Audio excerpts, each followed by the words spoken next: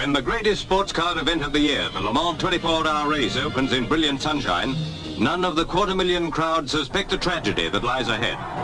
The 60 starters are in their stride, thundering away to gain that early lead, which can mean so much in a mass start race such as this.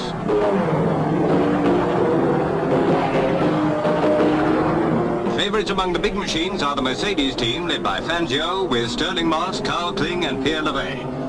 But the fans' eyes are also on Mike Hawthorne, Tony Roach and the other Jaguar drivers. Fangio's Mercedes is well away, and the smaller machines are battling for supremacy in their own categories.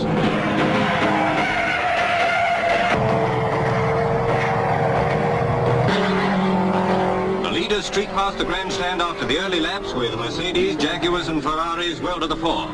Into the pits comes Reg Parnell's Lagonda while the field roars on. Peter Collins' Aston Martin, number 23, is among the British cars which are holding their own. Now Parnell's away again.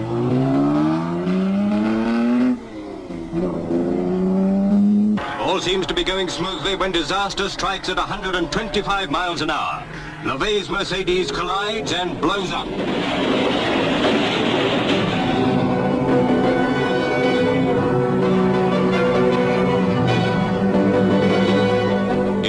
Ghastly seconds, death wipes out whole families.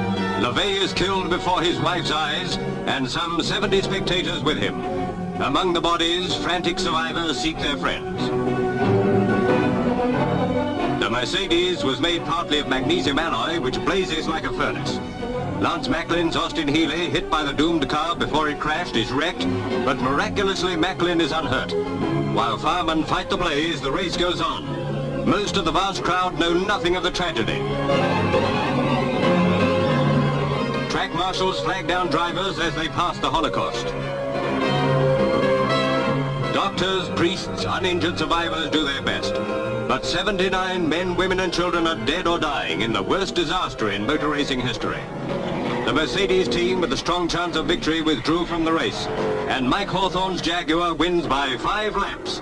13 of the finishers are British cars. A fine achievement overshadowed by an appalling tragedy.